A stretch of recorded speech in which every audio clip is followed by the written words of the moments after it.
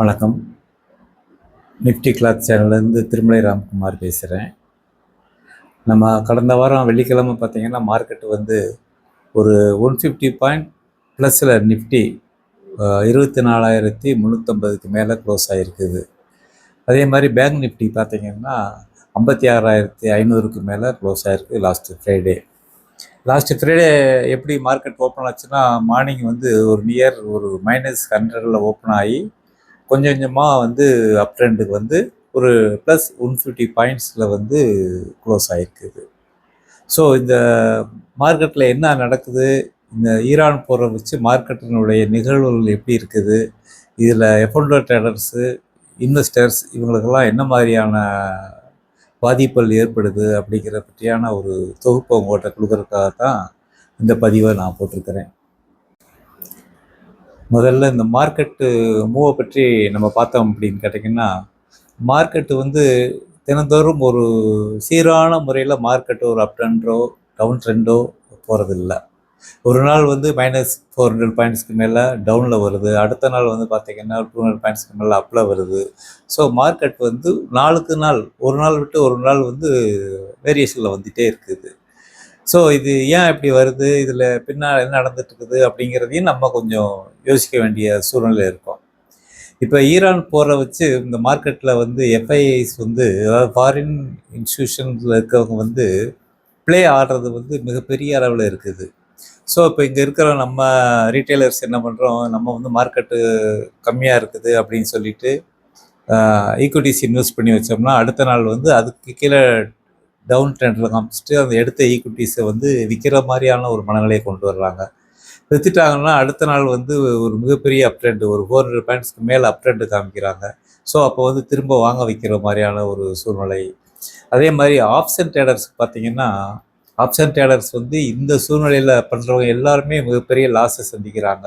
So இந்த சூழ்நிலையில் option ட்ரேடர்ஸை வந்து கொஞ்சம் தவிர்த்துக்கிறது பெட்டராக இருக்குது. ஸோ இப்போ மார்க்கெட்டில் நீங்கள் மார்னிங் வந்து காலையில் ஓப்பன் பண்ண உடனேயுமே உங்களுடைய மனநிலை வந்து இன்றைக்கி நம்ம எவ்வளோ ஏர்ன் பண்ணலான்னு நினச்சிட்டு வரக்கூடிய இன்ட்ராடே ட்ரேடர்ஸ்க்கு வந்து ஒரே ஒரு விஷயம் சொல்கிறேன். இன்றைக்கு நம்ம லாஸ் பண்ணாமல் எப்படி இருக்கணும் அப்படிங்கிறத மனநிலையில் மட்டும்தான் இப்போ ட்ரேட் பண்ண வேண்டிய சூழ்நிலையில் இருக்குது. ஸோ ஆப்ஷன்ஸ் பையர்ஸ் எல்லாமே ஹெவி லாஸை வந்து சந்திக்கக்கூடிய மாதிரியான மார்க்கெட்டினுடைய அப் ட்ரெண்டு போயிட்டுருக்குது. ஸோ லாஸ்ட்டு ஃப்ரைடே பார்த்திங்கன்னா ஒரு புட் ஆப்ஷன், அதாவது 24,300 புட் ஆப்ஷன் பார்த்திங்கன்னா ஒரு 280லேருந்து கிட்டத்தட்ட ஒரு மோர் தென் 50% ஒரே நாளில் வந்து கீழே வந்துருச்சு. ஸோ நீங்கள் ஆப்ஷன் பையர்ஸ் எல்லாம் நீங்கள் வந்து புட் ஆப்ஷன் எடுக்கிறீங்க அப்படின்னா நீங்கள் ஸ்டாப் லாஸ் எவ்வளோ போடுவீங்க, 20% 30% போடுவீங்க, இல்லை அட்லீஸ்ட் நான் 50% கூட போட்டிங்கன்னா கூட அந்த 50%ஐயும் கட் பண்ணி அது கீழே வந்துடுது.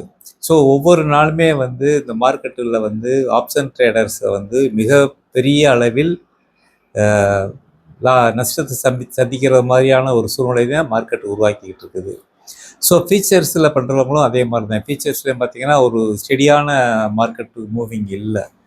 ஸோ அது என்னென்னு கேட்டிங்கன்னா, ஒரு நாள் எடுத்து வச்சாங்கன்னா அடுத்த நாள் டவுனில் வருது, அடுத்த நாள் விற்றாங்கன்னா மேலே போயிடுது. ஸோ இப்போ வந்து மார்க்கெட்டு வந்து மிகப்பெரிய ஏற்ற இறக்கத்தோடு இருக்குது. இது முழுக்க முழுக்க வந்து இந்த எஃப்என்டோ ட்ரேடர்ஸினுடைய பணத்தை எதிர்நோக்கித்தான் இந்த மார்க்கெட் அப் ட்ரெண்டில் இருக்குது.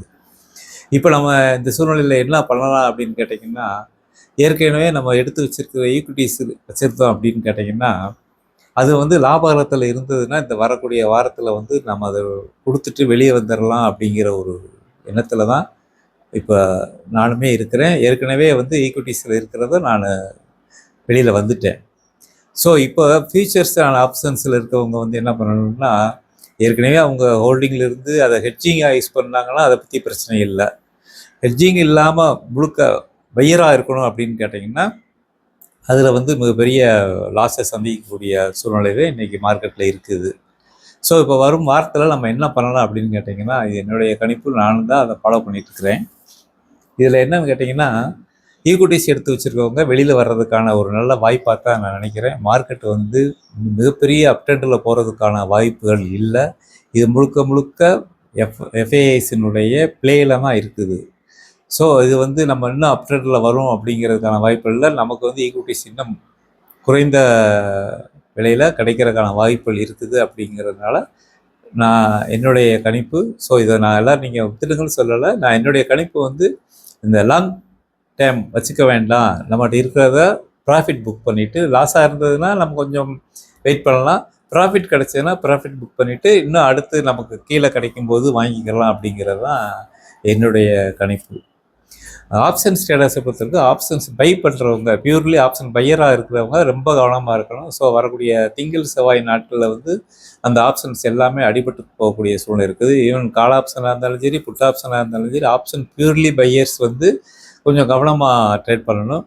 அப்படி எடுத்திருந்தாலும் அது வந்து ப்ராஃபிட் மிக கம்மியாக காமிச்சாலுமே அதில் புக் பண்ணிட்டு வெளியே வந்துடணும். லாங் டைமாக மார்க்கெட் இப்படி போயிடும் அப்படின்றதுக்காக வெயிட் பண்ணி பார்த்தோம் அப்படின்னா லாஸ் சந்திக்கக்கூடிய சூழ்நிலைகள் உருவாயிடும். ஸோ ஆப்ஷன் ட்ரேடர்ஸ் வந்து இந்த சூழ்நிலைகள் மாறுற வரைக்கும் கொஞ்சம் ஆப்ஷன் பியூர்லி பை பண்ணுறதை கொஞ்சம் அவாய்ட் பண்ணிக்கிறது நல்லது அப்படின்னு நினைக்கிறேன். ஆப்ஷன் செல்லர்ஸ்க்குமே வந்து பார்த்திங்கன்னா இதே சூழ்நிலையில் இருக்குது. ஆப்ஷன் செல்லர்ஸ் பண்ணாங்கன்னா அதுவும் மிகப்பெரிய ஏற்ற இறக்கத்தை மார்க்கெட் காமிக்கும். திரும்ப அதுலேயும் லாஸ் புக் பண்ண வேண்டிய சூழ்நிலை வரும். ஸோ அவங்களும் இதில் வந்து லாஸை சந்திக்கிறதுனால அவர்களுமே கொஞ்சம் கவனமாக தான் பண்ண வேண்டிய சூழ்நிலையில் இருக்குது. ஸோ இப்போ நம்ம என்ன தான் பண்ணலாம் அப்படின்னு கேட்டிங்கன்னா, இப்பொழுதைக்கு மார்க்கெட்டில் வந்து மார்க்கெட் கீழே வரும்பொழுது நம்ம தேவையான ஈக்விட்டிஸ் மற்றதெல்லாம் எடுத்து வச்சுக்கலாம். இந்த சூழ்நிலையில் வந்து நம்ம மார்க்கெட்டில் வந்து எஃப்&ஓ ட்ரேட் பண்ணுறது மிக லாஸை தரக்கூடிய ஒரு வாய்ப்பில் இருக்குது. ஸோ எஃப்&ஓ ட்ரேட் பண்ணுறவங்க மிகவும் கவனமாக பண்ணணும். மியூச்சுவல் ஃபண்ட்ஸை பொறுத்தளவுக்கு எஸ்ஐபியில் பண்ணிக்கிட்டு இருக்கிறவங்க எஸ்ஐபி எதுவும் நிறுத்த வேண்டாம். அவங்க வந்து தொடர்ச்சியாக வந்து எஸ்ஐபியே பண்ணிக்கிட்டு இருக்கலாம் அப்படிங்கிறது தான் என்னுடைய கணிப்பு.